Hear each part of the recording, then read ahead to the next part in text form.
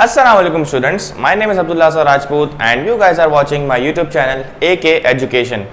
तो चैप्टर चल रहा है हमारा ज्योमेट्रिकल ऑप्टिक्स, या हो सकता है आपकी बुक्स में रे ऑप्टिक्स हो या फिजिकल ऑप्टिक्स हो, तो कोई भी आपके पास बुक में चैप्टर का नाम हो, लेकिन ये टॉपिक आपके पास लाजमी होगा, क्योंकि अगर आपकी बुक में इमेज फॉर्मेशन का टॉपिक है तो लाजमी ये टॉपिक भी आपको पढ़ना ज़रूरी है।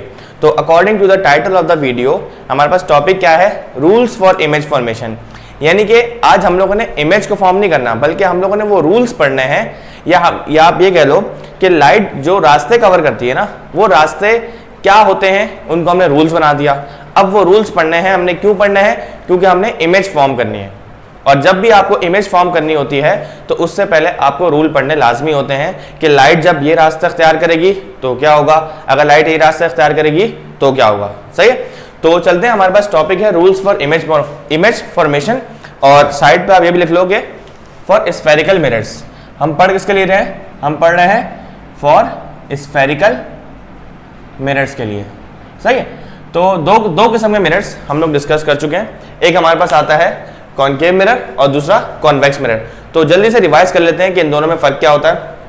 अब देखो, लाइट जब भी ना आपके पास इनर सरफेस में जाके टकराती है, कॉनकेव मिरर क्या होता है? ऐसा मिरर जिसकी जो आउटर साइड होती है ना, वो सिल्वर्ड हुई भी होती है, यानी कि इसका जो रिफ्लेक्टिंग सरफेस होता है वो अंदर वाला होता है, लाइट यहां से टकराकर रिफ्लेक्ट होगी। सही है, इसी तरीके से हमारे पास कॉन्वेक्स मिरर है। तो कॉन्वेक्स मिरर का जो अंदर वाला सरफेस होता है वो आपके पास सिल्वर्ड हुआ हुआ होता है, और जो बाहर वाला आउटर मोस्ट जो उसका सरफेस होता है, आउटर सरफेस, वो क्या होता है? इसका रिफ्लेक्टेड सरफेस होता है। सही है, तो ये दोनों में बेसिक डिफरेंस आ गया। अब देखो आपने करना क्या है। अब जब भी हमारी बात होती है मिरर्स की, तो मैं आपको पिछली वीडियो में इंपॉर्टेंट टर्मिनोलॉजीज पढ़ा चुका हूं कि एक मिरर में पोल कहाँ होता है, फोकस कहाँ होता है, सेंटर ऑफ कर्वेचर कहाँ लाया करता है, ये तमाम चीजें मैं आपको बता चुका हूं। सही है, तो एक हमारे पास लाइन होती है इमेजिनरी लाइन, जिसे हम लोग क्या कहते हैं? जी बिल्कुल, जिसे हम कहते हैं प्रिंसिपल एक्सिस। अच्छा, किसी भी मिरर का सेंटर क्या कहलाता है? पोल कहलाता है। मिरर का सेंटर याद रखना, लेंस का सेंटर नहीं, मिरर का सेंटर पोल कहलाता है, और लेंस का सेंटर ऑप्टिकल सेंटर कहलाता है। ठीक है भाई, तो ये हमारे पास आ गया पोल।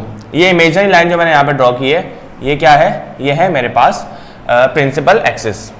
अब देखो, हमें पता है कि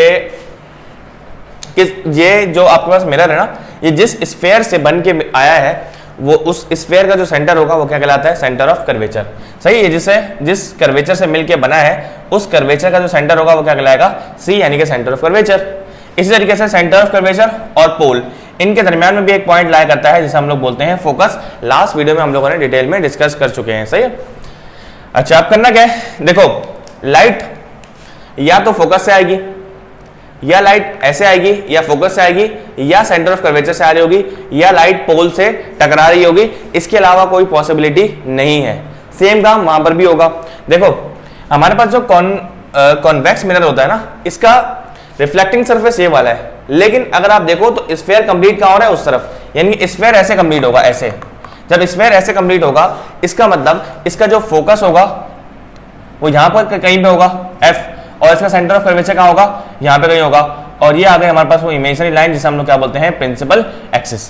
तो आपको पता होना चाहिए कि फोकस और centre of curvature for convex mirror it lies behind the mirror, mirror के पीछे लाया करते हैं। सही है, और कॉन्वेक्स कॉनकेव में क्या होता है कि वो मिरर के सामने लाया करते हैं। अब हमने रूल्स पढ़ने हैं। देखो, याद रखना, रूल नंबर 1, जब भी यहां पर मैं साथ साथ रूल भी आपको लिखाता रहूंगा। रूल नंबर 1 क्या है हमारे पास? रूल नंबर 1 ये है कि जब भी लाइट रे इस प्रिंसिपल एक्सिस के पैरेलल आएगी, भाई वर्ड पैरेलल का मतलब आप सीख लो। पैरेलल का मतलब होता है सेम डायरेक्शन में होना। Parallel means same direction. अगर लाइट रे कभी भी प्रिंसिपल एक्सिस यानी कि इस लाइन के पैरेलल आ रही होगी, बिल्कुल ऐसे, मान लो ये प्रिंसिपल एक्सिस है ब्लैक वाला, और ये ब्लू वाला क्या है? लाइट रे है। अगर दोनों पैरेलल हो गए तो क्या होगा? जब भी लाइट रे प्रिंसिपल एक्सिस के पैरेलल आएगी और टकराएगी कॉनकेव मिरर के साथ, then after reflection it will pass through the focus point. सही है, रूल नंबर 1 क्या है कि जब भी लाइट रे प्रिंसिपल एक्सिस के पैरेलल आएगी तो टकराने के बाद जब भी वो मिरर को टकराएगी, कौन से मिरर को? कॉनकेव मिरर को। तो कहां से पास होगी? वो हमेशा पास होगी फोकस से। तो आओ ये पॉइंट लिख देते हैं। When a light ray coming parallel to the, किसके पैरेलल आ रही है? प्रिंसिपल एक्सिस के। Parallel to the principal axis, principal axis after reflection. अच्छा, रिफ्लेक्शन नहीं है यहाँ पे, रिफ्लेक्शन है क्योंकि हम मिरर पढ़ रहे हैं ना। तो after reflection becomes, it will become या कह लो क्या, जब भी लाइट रे प्रिंसिपल एक्सिस के पैरेलल आती है, इट विल पास, कहां से पास होगी?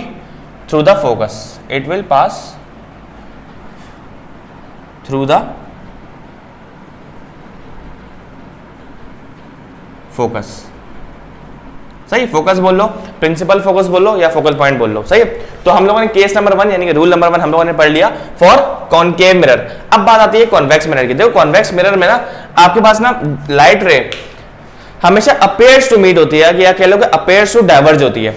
कॉनकेव मिरर कन्वर्जिंग मिरर होता है, कॉन्वेक्स मिरर डाइवर्जिंग मिरर होता है। कन्वर्जिंग का मतलब लाइट रेज को मिलाना, डाइवर्जिंग का मतलब लाइट रेज को दूर भगाना एक दूसरे से। सही है, ये करता है वो काम। अब देखो उसमें क्या होगा, अब ऑब्वियस सी बात है ना, लाइट रे इसमें यहां से तो आ नहीं सकती क्योंकि ये हिस्सा पूरा क्या हुआ है? सिल्वर्ड हुआ हुआ है। अब ये है इसका रिफ्लेक्टेड सरफेस। सही है। अब लाइट रे आएगी, मान लो लाइट रे आई ऐसे। सही है। अब ये तो है डाइवर्जिंग मिरर। अब ये क्या करेगा? लाइट रेस को ऑब्वियस सी बात है डाइवर्ज करेगा।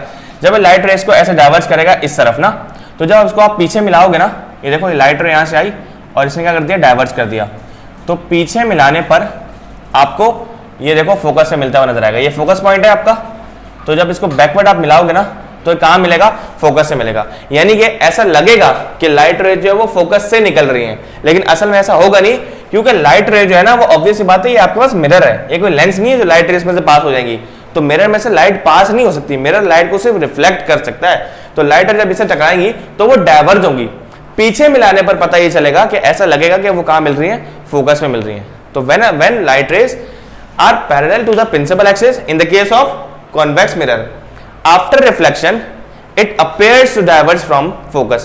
appears to diverge होंगी, कभी भी आपके पास रियल में नहीं होगा, appears to diverge, ऐसा लग रहा होगा कि वो कहां से निकल रही है? वो फोकस से निकल रही है।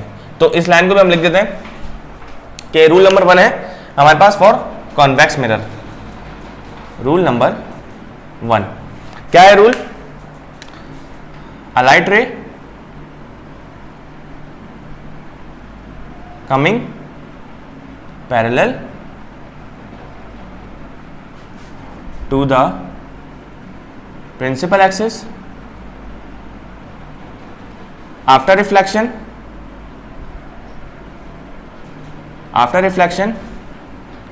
it appears to diverge from focus।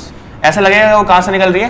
Focus से निकल रही है। तो रूल नंबर 1 आई होप कि आप लोगों को क्लियर हो गया होगा। Let's move to the rule number 2। तो रूल नंबर 2 आ गया हमारे पास। अब देखो लाइट जो है ना वो एक लॉ को या एक रूल को फॉलो करती है जिसे हम बोलते हैं प्रिंसिपल ऑफ रिवर्सिबिलिटी। यानी कि अगर आप लाइट के पाथ को उल्टा कर दोगे ना, तो लाइट का ना गेम उल्टा हो जाएगा। कैसे? लाइट रे पहले ऐसे आ रही थी, ऐसे चली गई। अब इसी को उल्टा सपोज करो, लाइट रे यहां से आ रही है, अब कैसे जाएगी? ऐसे जाएगी ना। यानी कि अगर लाइट रे प्रिंसिपल एक्सिस के पैरेलल होगी, आफ्टर रिफ्लेक्शन कहां से पास होगी? फोकस से पास होगी। इसमें अपेयर्स टू, यानी इसमें जाहिर ऐसे होगा कि फोकस से निकल रही है। अब यहां पे अगर आप देखो तो लाइट रे अगर फोकस से आ रही होगी तो क्या होगा? प्रिंसिपल एक्सिस के पैरेलल चली जाएगी। जी हाँ। तो यहां पे क्या सीन होगा? इसको मैं फिलहाल मिटा रहा हूं। रूल नंबर 2 हम लोग पढ़ रहे हैं। अब रूल नंबर 2 में देखो लाइट रे कहां से आ रही है? लाइट रे आ रही है फोकस से। ये आ गई लाइट एक फोकस से ऐसे। सही है। जैसा ही टकराएगी कॉनकेव मिरर को तो कैसी हो जाएगी? पैरेलल हो जाएगी प्रिंसिपल एक्सिस के। यानी कि लाइट ने अपना पाथ चेंज कर लिया। आपने लाइट का रास्ता चेंज किया तो लाइट ने वही पाथ फॉलो किया जिस रास्ते से वो आई थी। पहले यूं आई थी, यूं गई, अब यूं आ रही तो यूं जा रही है। सही है। तो रूल नंबर 2 क्या है हमारे पास? A light ray coming from focus after reflection it will become parallel to the principal axis. सही है भाई। तो लाइट रे जब भी फोकस से आ रही होंगी तो रिफ्लेक्शन के बाद प्रिंसिपल एक्सिस के पैरेलल हो जाएंगी in the case of concave mirror. अब मुझे जरा बताओ कि यहां पे क्या होगा। यहां पे तो लाइट रे फोकस से आ नहीं सकती, तो अब क्या होगा। अब देखो यहां पे लाइट रे फोकस से नहीं आएंगी, बल्कि हमें ऐसा लगेगा कि फोकस से आ रही है, लेकिन असल में फोकस से आ नहीं रही होंगी। देखो ये हमारा फोकस है, इस फोकस पॉइंट को मैं थोड़ा सा हाईलाइट कर देता हूं ताकि नजर आ जाए कि हमारा फोकस है। ये फोकस है और ये सेंटर ऑफ कर्वेचर है। अब देखो लाइट रे आ रही है ऐसे, लाइट रे आई ऐसे, सही है। लाइट रे ऐसे आ रही है और आके टकरा गई इस पे। अब ऑब्वियस सी बात है ना, अपने दिमाग को इस चीज के लिए सेट कर लो कि लाइट इसमें से गुजर नहीं सकती, ये मिरर है, ये लेंस नहीं है, गुजरेगी नहीं। तो जब ये गुजर नहीं सकती तो मैं एक इमेजिनरी लाइन तो ड्रॉ कर सकता हूं यहाँ पे।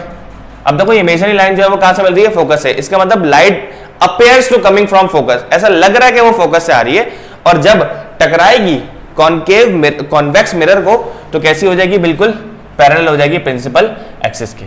सही है भाई। तो लाइट रे अगर appears to coming from focus, then after reflection it will become parallel to the principal axis. तो इस पॉइंट को भी हम लिख देते हैं rule number 2 for convex mirror. Rule number 2,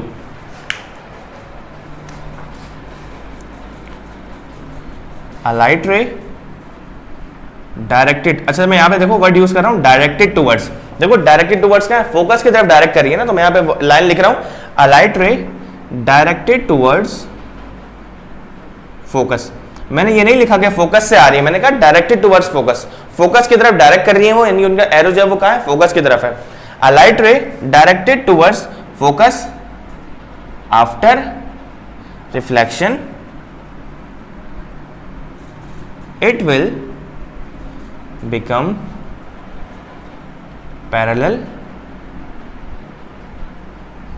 to the principal axis। सही है। तो देखो दोनों को साथ साथ समझाने का, साथ साथ पढ़ाने का मकसद यही है कि आपको दोनों में दोनों चीजें जो एक साथ ही क्लियर हो जाए। अगर मैं पहले ये पढ़ाऊं और उसके बाद ये पढ़ाऊं तो नहीं समझ आएगी। अब मैं साथ साथ बता रहा हूं कि देखो इसमें एक्चुअल में हो रहा है काम, और इसमें अपेयर्स टू, पहले अपेयर्स टू डाइवर्स थी, अब देखो अपेयर्स टू कम है, यानी कि अब आ नहीं रही है, असल में ऐसा लग रहा है कि फोकस से आ रही है, और टकराने के बाद कैसे हो जाएगी, पैरेलल हो जाएगी प्रिंसिपल एक्सिस के। तो रूल नंबर 2 हमारे पास दोनों के कंप्लीट हो गए। सही है, 4 रूल्स हैं, 2 कंप्लीट हो गए।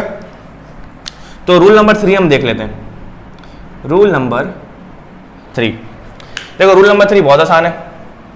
लाइट रे फोकस से आ गई, सही है, प्रिंसिपल एक्सिस के पैरेलल भी आ गई। अब रह क्या गया, बिल्कुल रह गया हमारे पास centre of curvature. Centre of curvature को यूज करेंगे भाई। अगर light ray centre of curvature से आ रही होगी तो क्या होगा, अगर लाइट रे बिल्कुल सेंटर ऑफ कर्वेचर से आ रही होगी ना, तो जिस रास्ते से आएगी ना बिल्कुल उसी रास्ते से डेविएट कर जाएगी, यानी कि आप ये कह लो कि 180 डिग्री बैंड हो जाएगी। ऐसे आ रही थी तो फौरन अपना मुंह ऐसे घुमाएगी और बिल्कुल सीधा ऐसे ही चली जाएगी। सही है।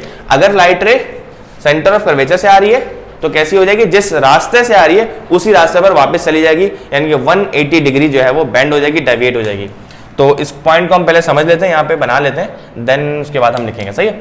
अगर लाइट ऐसे आ रही है फोकस से आ रही है और टकरा गई मिरर के साथ, तो इस रास्ते से आ रही थी, सेम यही पाथ फॉलो करेगी, ये वाला पाथ, और दोबारा बेंड हो जाएगी।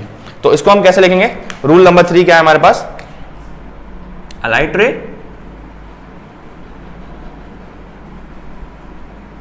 coming, a light ray coming from center of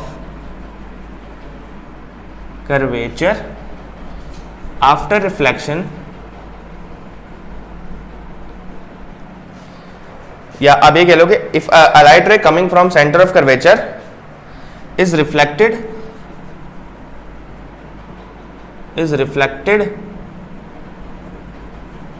back through the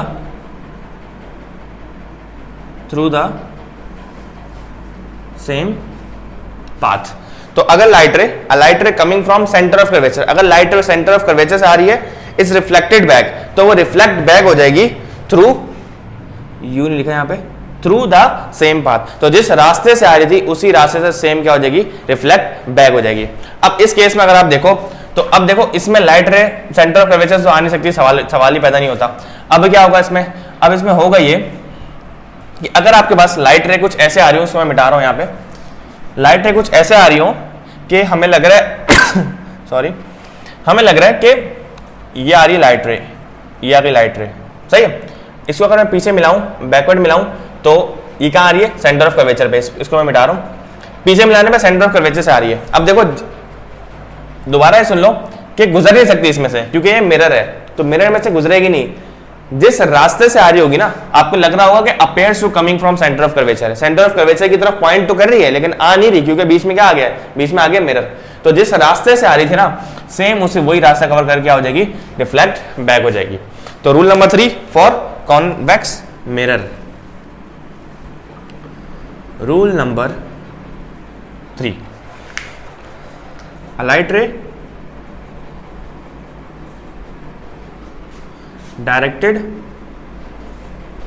towards center of curvature after या center of curvature is reflected back, और वही पॉइंट आपने लिख देना, reflected back through the same path. सही है, तो जल्दी से रिवाइज कर लो। रूल नंबर 1, अगर लाइट रे प्रिंसिपल एक्सिस के पैरेलल आ रही है, after reflection it will pass through the focus. उल्टा कर दो उसको, a light ray coming from focus, focus से आ रही है, after reflection it will become parallel to the principal axis. Same काम उसमें होगा अपीयर्स टू के लिए, सही है। तीसरा पॉइंट अभी हमने पढ़ा कि अगर light ray centre of curvature से आ रही है, तो जिस रास्ते से आ रही होगी उसी रास्ते से वापस चली जाएगी, सही है। तो 3 रूल हमारे पास हो गए। चौथा रूल, और बहुत ही आसान सा रूल है हमारे पास, रूल नंबर 4, इसकी जगह नहीं है तो मैं आपको ऐसे समझा देता हूँ। रूल नंबर 4 बहुत आसान है। हम लोगों ने लॉज ऑफ रिफ्लेक्शन पढ़े थे, या मैं यहाँ पे कहीं साइड पे लिखवा दूंगा इसको। लॉज ऑफ रिफ्लेक्शन में ये पढ़ा था कि जब भी आपके पास एंगल, मैंने आपके सामने बना देता हूँ यहाँ पे, ये मेरे पास मान लो एक कोई भी मिरर है, कोई भी मिरर है और लाइट यहाँ से आ रही टकरा रही है, सही है। ये हो गया नॉर्मल। नॉर्मल क्या होता है, परपेंडिकुलर टू द सरफेस। इस सरफेस के परपेंडिकुलर एक लाइन ड्रॉ करते हैं इमेजरी, जिसे हम लोग क्या बोलते हैं, नॉर्मल बोलते हैं। तो लाइट रे यहाँ से ऐसे आई, ये लाइट का रास्ता था, अब ऐसे क्या हो जाएगी, ये डेविएट हो जाएगी, यानी कि ऐसे इस टकराने के बाद रिफ्लेक्ट हो जाएगी, सही है। हमें नॉर्मल क्यों बनाते हैं, ताकि हमें 2 एंगल मिल जाए। एक एंगल मुझे मिला, ये जो लाइट रे थी इसे हम बोलते हैं इंसिडेंट रे, और ये लाइट रे जो है इसे हम बोलते हैं रिफ्लेक्टेड रे, सही है। Incident ray, reflected ray. Incident ray जो नॉर्मल के साथ एंगल बनाती है, उस एंगल को हम लोग बोलते हैं एंगल ऑफ इंसिडेंस, और इसको हम डिनोट करते हैं एंगल आई से। रिफ्लेक्टेड रे जो एंगल बनाती है नॉर्मल के साथ, उस एंगल को हम लोग बोलते हैं एंगल ऑफ रिफ्लेक्शन। और हम लोगों ने लॉज ऑफ रिफ्लेक्शन में ये चीज पढ़ी थी कि जितना ही एंगल ऑफ इंसिडेंस होता है उतना ही एंगल ऑफ रिफ्लेक्शन भी होता है। एंगल ऑफ इंसिडेंस जितना होगा, एंगल ऑफ रिफ्लेक्शन भी उतना होगा। अगर एंगल ऑफ इंसिडेंस मान लो 30 डिग्री है, तो ये भी कितना होगा, 30 डिग्री। सेम चीज यहाँ पे फॉलो होगी कि अगर लाइट रे, मैं देखो सेंटर ऑफ कर्वेचर भी हो गया, फोकस भी होगा, पैरेलल भी हो गई। अगर लाइट रे डायरेक्ट पोल को हिट कर रही हो, अगर लाइट रे क्या कर रही हो, डायरेक्ट पोल को हिट कर रही हो, तो रिफ्लेक्ट करने के बाद क्या होगा, फिर वो फॉलो करेगी लॉज ऑफ रिफ्लेक्शन। भाई मान लो कि आपको जो मिरर है ना, इसको इतना छोटा सा पार्ट है ना, इसको आप बिल्कुल स्ट्रेट मान लो, तो इसका नॉर्मल क्या होगा, ऐसे होगा। लाइट बिल्कुल यहाँ पे टकरा रही है, लाइट क्या टकरा रही है, बिल्कुल ऐसे। तो ये देखो, ये वाला जो एंगल बना है, ये एंगल क्या है, this is called angle of incidence. तो टकराने के बाद ऐसे रिफ्लेक्ट हो जाएगी। अब जो एंगल बनेगा, ये रिफ्लेक्टेड रे के साथ बन रहा है, तो ये होगा एंगल ऑफ रिफ्लेक्शन। तो जितना एंगल ऑफ इंसिडेंस होता है उतना ही एंगल ऑफ रिफ्लेक्शन होता है। हमने कहा पढ़ा था लॉज ऑफ रिफ्लेक्शन में। तो याद रखना, कभी भी लाइट रे पोल को स्ट्राइक करेगी, तो जिस एंगल पे स्ट्राइक करेगी उसी एंगल पे क्या होगी, रिफ्लेक्ट बैक हो जाएगी। This is also called law of reflection, और रूल नंबर 4 भी है हमारे पास, सही है। If a light ray is striking to the pole, so it will follow the laws of reflection. Laws of reflection क्या होते हैं, the angle of incidence is always equal to the angle of reflection. यहाँ पे भी same काम होगा। अगर light रे इस सेंटर, इस मिरर के पोल को टकरा रही है, तो टकराने के बाद ये दोनों पॉइंट दोनों के सेम है, जो इसके लिए है वो उसके लिए है। अगर पोल को टकरा रही है तो पोल को टकराने के बाद जिस एंगल पे टकरा रही है उसी एंगल पे क्या हो जाएगी, डेविएट हो जाएगी। जैसे ऐसे यहां आ रही है तो बिल्कुल ऐसे, तो जितना ये नॉर्मल है, जितना एंगल यहां बनेगा उतना ही एंगल यहां भी बनेगा। This is called angle of incidence and this is called angle of reflection. So this is all about rules for image formation. अगर आपको ये इमेज फॉर्मेशन के रूल्स समझ आ गए तो नेक्स्ट वीडियो भी आपको समझ आएगी, जिसमें हम लोग बाकायदा डायग्राम्स बनाएंगे। ऑब्जेक्ट यहां पड़ा होता है तो इमेज कहां बनेगी, ऑब्जेक्ट कहां पड़ा होगा तो इमेज कहां बनेगी, दोनों के लिए सॉल्व करेंगे, मिरर के लिए भी और इंशाल्लाह आगे लेंस के लिए भी। So thank you so much for watching. मिलते हैं नेक्स्ट वीडियो में। अल्लाह हाफिज।